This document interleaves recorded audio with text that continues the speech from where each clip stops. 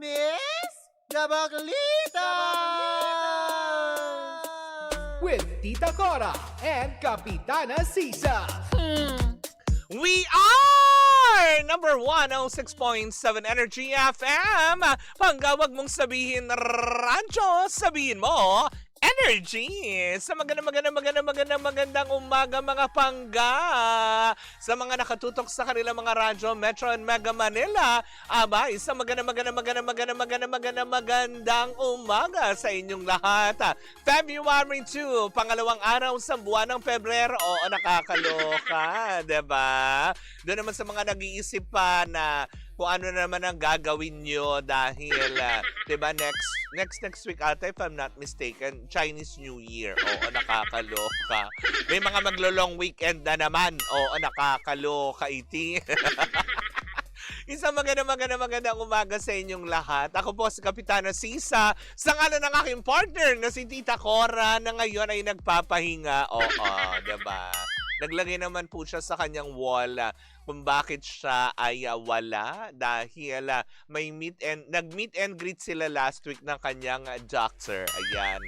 So, kailangan lang daw muna i-preserve ang kanyang kagandahan. I-preserve! Hindi, kailangan lang muna talagang bumalik siya sa kabibe. Diba? Na nakakaloka. Magandang umaga. At eto na ang Baklita sa Woo! Hello po sa inyong lahat dyan.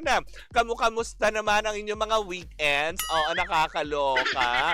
Uy, dun sa mga nakasalubong ko kahapon dyan sa may estansya, dyan sa may Pasig, hello po sa inyong lahat, ha. Alam niyo yun, okay na ako doon na kahit hindi niyo po maalala yung pangalan ko, pero nasambit niyo po yung Energy FM. Okay na ako doon, diba? Masaya ako. Na mga tipong, yung mga nakasalubong ko kasi, huy, si Energy FM. Okay yun. Diba? I love it. At least, diba, naalala nyo po nga, nasa Energy FM po kami, ang Baklitas. Diba? Na, kumbaga, hello po sa inyo. Maraming salamat po sa inyong, alam mo walang sawang pagsuporta po sa amin. Hindi ba? At syempre, sa lahat pa rin po ng mga nanonood via our digital platforms on Facebook, TikTok, and of course, sa ating YouTube channel, sa ating Team Replays.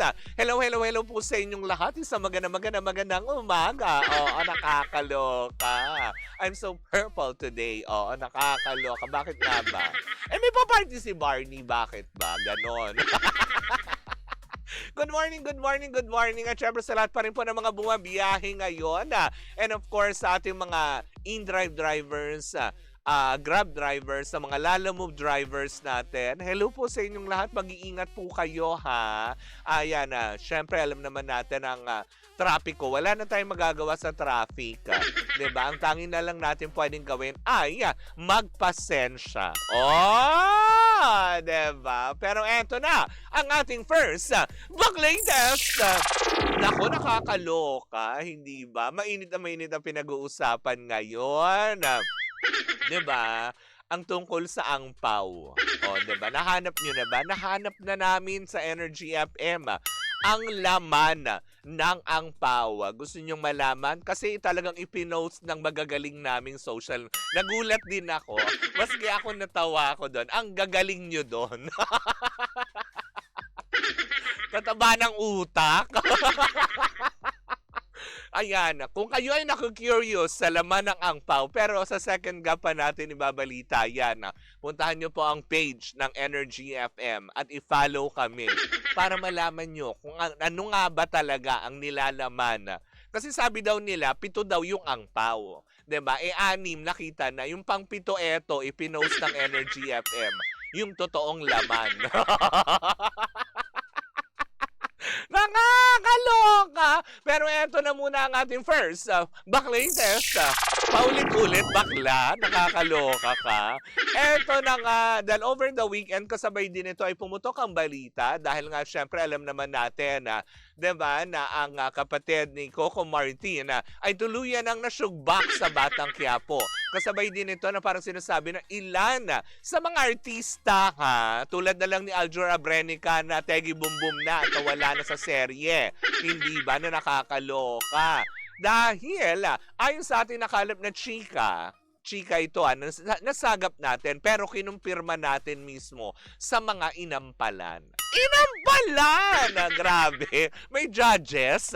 Nakakaloka. Hindi. Kasi unang chika na ating nasaga pa ay kaya daw pala nawala itong si Aljur Abrenica sa Batang Quiapo at tinanggal ang kanyang karaktera. Ang chika, 'di ba, ng makakatindila ay may gagawin daw itong di umano na proyekto, 'di ba, na under Kapuso Network. So babalik na naman daw siya ng GMA7, 'di ba? Na kung saan nga naman daw kanya daw makakatrabaho ang kanyang ex-wife na si Kylie Padilla kasama daw nila Miguel Tan Felix tsaka ni Emma na Bacosa Pacquiao. 'Di ba? Meron daw gagawin na teleserye na actually tinitlean pa nga, inaloka ako doon eh. Yung Project Firewall ba yun? Oo, yun daw yung gagawin. So nung nasagap natin ang chika na ito, may I call naman tayo kaagad na syempre may mga connections din naman tayo, 'di ba? So tawag tayo sa Kapuso, 'di ba? Keme, truly ba ito na may gagawin bang proyekto itong si Aljur Abrenica kasama si Eman Bacosa? Unang nilinaw nitong taga-GMA na nakausap natin, hindi ba? May nakausap tayo, kinonfirm natin. Unang nilinaw niya is parang hindi naman daw, wala naman daw ganon na proyekto na gagawin si Eman Bacosa Pacquiao dahil nakasaad daw sa kontratang pinirmahan niya is magfo-focus muna sa kanyang boxing career. Yun yung unang nilinaw.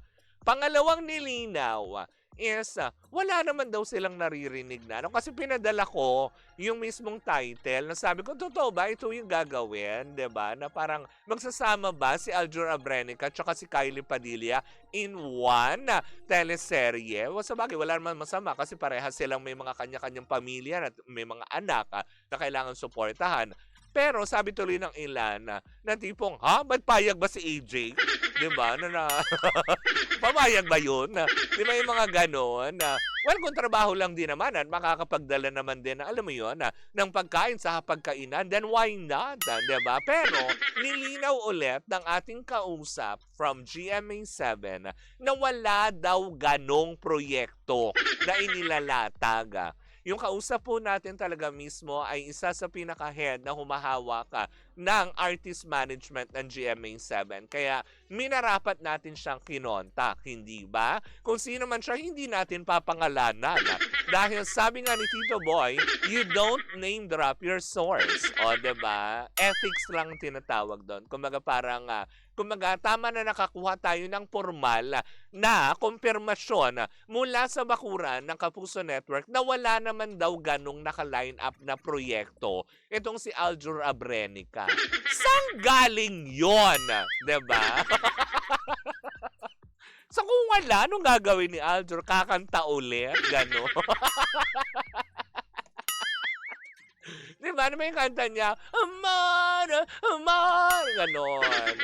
Uy, hindi mo gaganunin. Pero pwede din maging bagong member ng Zaido si Eman kasama si Aljur. Diba? Zaido. Grabe tagal na nun, Jeff.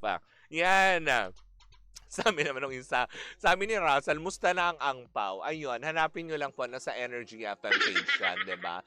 So, yun, ang usap-usapan ngayon, at atin naman, alam mo yun, nakakuha tayo ng kumpirmasyon na imposible daw munang gumawa na kung anong project, although signed itong si Eman Bacosa Pacquiao under GMA Network.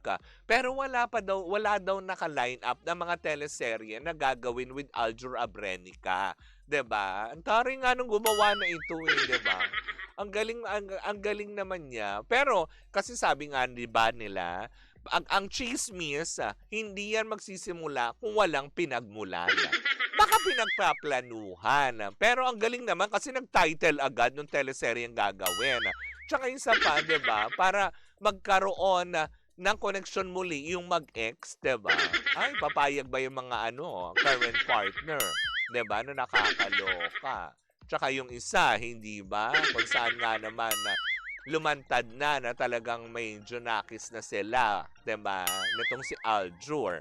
Nakakaloka. Magkakasama ulit sa project after 10 years. Grabe ka naman, Adel. Mali mo naman, who knows, 'di ba?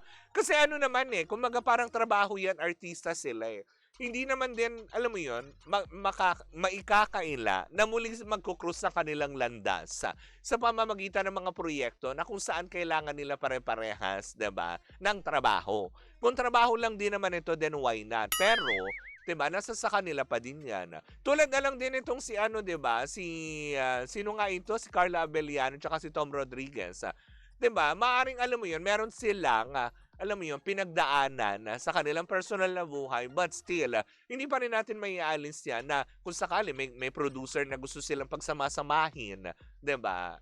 Sino ba naman sila para umayaw sa trabaho? Not unless paldo-paldo sila. O 'di ba? Na nakakaloka na. Hindi, ayoko ng trabaho. Ayoko siyang kasama. 'Di ba?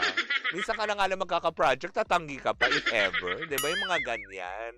So, 'di ba, hindi naman siguro nila din sinasara kanila mga pintuan not sa reconciliation but siguro sa pagtatrabaho, yung mga ganyan 'di ba? Para din sa ikasasaya din ng mga audiences at kung magagampanan naman nila ng maayos yung kanilang mga trabaho professionally, then I don't see any problem with that at all. Wow, sabi nga ni if Pia words back, 'di ba? I don't see any problem with that at all. O, 'di ba? Na nakakaloka. Pwede naman kunin ni Willie Revillame si Aljur na co-host niya. Pero, masasapawan lang siya ni Aljur. Paano? Sa pagkanta? Ganon. Mali mo naman, why not? 'Di ba? Donna Chris, hi! Welcome sa ating live. Yan, ngayon ko lang nakita ang iyong pangalan sa ating live, hindi ba? Well, yun lang, 'di ba? So, ulitin lang natin baka kasi, alam mo yan, may mga babalitaan, may mabasa po kayo online yan Ito'y hindi naman pansamantala, pero kinlaron din naman ng isa sa mga taga-GMA mismo na wala po munang ganong proyekto na gagawin, 'di ba, under GMA Network, 'di ba, na teleserye na kung saan nga naman pagsasama. 4 na pangalan, Kylie Padilla, Miguel Tan Felix, tapos itong si Aljur, tapos si Eman Bacosa. Baka in the future, 'di ba, pwede. Pero yun nga, kinlaro mismo ng taga-GMA na ang focus po muna ni Eman Bacosa Pacquiao ay ang kanyang fights. Ganyan. Ganon.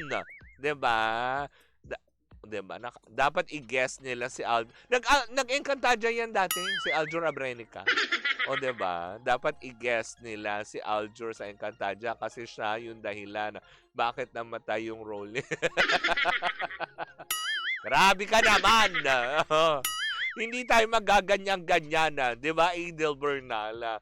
Yan, na nakakaloka. But anyways, 'di ba? Yun lang din naman ang kumbaga parang ang takbo ng showbiz, 'di ba? Magkakagalit kayo, pero in the future, 'di ba? Malin din natin with Katniel, 'di ba? Mali mo, ngayon lang talaga na medyo pero parang tingin ko they're in good in good communication, 'di ba? As professionals, 'di ba? Kumbaga, siguro pare-parehas na naka-move on kasi pare-parehas na may love life.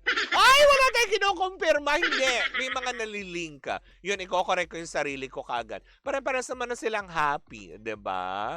From Science City of Muñoz, Nueva Ecija, Norisa de la Cruz. Hello po sa inyong lahat. Magandang umaga. Well, in the meantime, mga panggayan po muna ang ating unang chika para sa first hour ng programa Baklita. Sa ating pagbabalik, nako, may kinalaman sa angpaw. Papakita ba natin yon, Maku? Papakita natin later, di ba? Para, alam mo yun. Pero hindi, wag. Kasi para puntahan nyo sa page ng Energy FM kasi dun lang po namin isiniwalat yun. Ang nilalaman ng angpaw, kung ano yan. At kung nakikurious ka, ikaw na nakikinig sa atin. Kung may Facebook ka, hanapin mo Energy FM 1067, nandoon ang laman ng angpaw. Oh! Ay! Ano ba naman, Daryl Fukunaga, sabi niya, pwede rin naman daw gawan ng project. Ayan ang teleserye, yung tatlo, sina Aljur AJ, diba? agawan ng asawa yung title. Nakakaloka ka naman. Wala na pare-pares na silang happy. Diba? Anyways. Ay, nako, papahamak mo pa ako, Daryl Fukunaga. Diba? Yan. But anyways, maraming salamat po sa inyong pag-antabay. Well, in the meantime, kalma lang po muna kayo. Ako'y magbabalik. Maya-maya po lamang. Hindi ba? Muli po ako po sa Kapitana Sisa. Sa ngalan ng aking partner, si Tita Cora. Ito pa rin ang Baklita sa Woo! Tuloy-tuloy pa rin po ang ating tugtugan. Siyempre, dito po lamang yan sa number 106.7 Energy FM. Panggawag mong sabihin radyo, sabihin mo, Energy!